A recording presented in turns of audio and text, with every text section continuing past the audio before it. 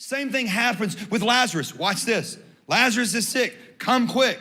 Verse 4, when he heard this, Jesus said, this sickness will not end in death. Come on. No, it is for God's glory so that God's Son may be glorified through it. Wow, that's so good. But you got to know a couple days later, it felt real weird to be the one walking up to Jesus being like, hey, remember that time he said, this sickness will not be unto death? He died. You got to know they argued with who was going to go tell Jesus. You tell him, I ain't telling him. Man can walk on water. I mean, well, I'm not telling him anything. Hey, you tell him, Hey, Jesus, I love you so much, man. It's been a blessing to me and my family. Remember, Thomas is such a doubter.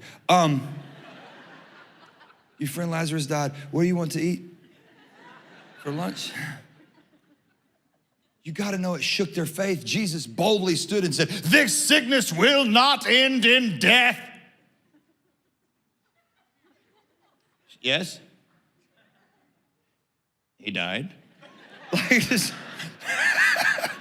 Jesus, why would you say I'm not gonna die? Why would you say it's not gonna be painful? Why would you say it's not gonna hurt? Why would you say all this? But that's not what he said. He didn't say he wouldn't die. He said it wouldn't end in death. The problem is we focus on the problem and not the promise. And when I focus on the problem, all I see is the problem. But you have to remember what he said is greater than what you're seeing right now.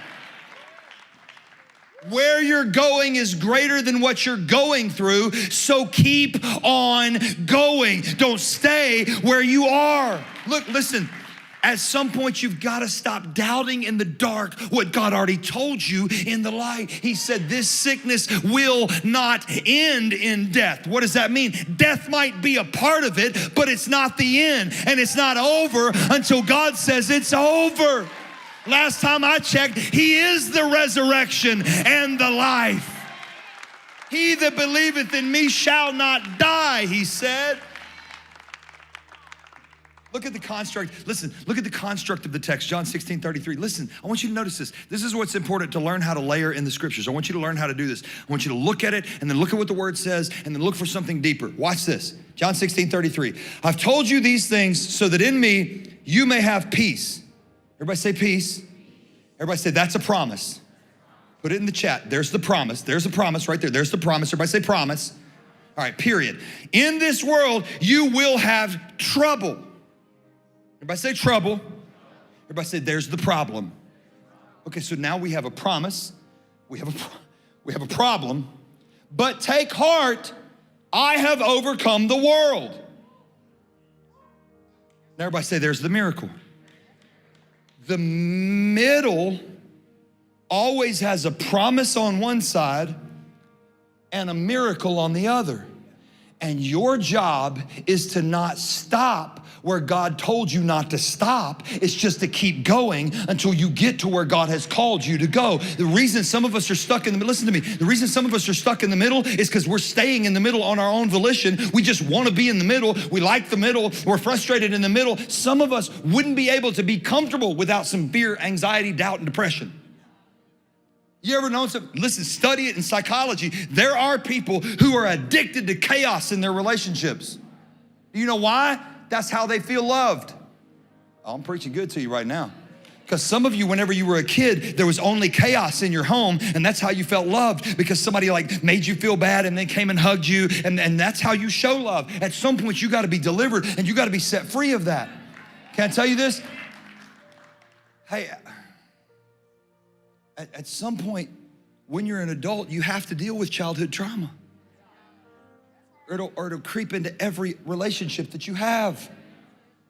You gotta realize, if you focus on the promise or the problem, it keeps you stuck in the middle. When I'm focused on the promise that God gave me, just look at the construct of the verse. The promise is here, then here's the problem, and then here's the miracle. The promise propels me through the problem to the miracle. The promise becomes fuel for my faith. You have to turn your fear into fuel for your faith to keep you moving forward. God never said that you wouldn't have any fear. He just said, I didn't give you that. So if God didn't give you that, don't focus on that. Focus on what he gave you. And what he gave you was a measure of faith to get through the problem to the promise. So just keep going. Turn to somebody and say, just keep going. Somebody shout, I'm gonna keep going. Focus on the promise, not the problem. And Martha does something here that's so unique, and I'll preach more about it next weekend. She says, Lord, if you would have been here, our brother wouldn't have died. You ever been mad at God? It's okay to be honest because he already knows. You can hide it from other people, but you can't hide it from God. If you're mad, you might as well tell him, really? Well, what's he gonna do? He's gonna heal you. He's not gonna strike you with a bolt of lightning. He already knows you're mad. When you're mad at God, get closer to him, because that's the only way that he can heal you then. If you take it out of his hands, Martha says, even now, Lord, verse 22, but I know that even now, God will give you whatever you ask.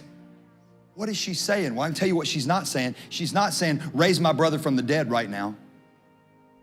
Now, we see that on this side of the miracle and say, maybe that's what she was asking. But Jesus then said, your brother will rise again. She said, well, I know at the end, at the resurrection and the life. And Jesus is like, no. You wanted me to heal him. You think it's over now.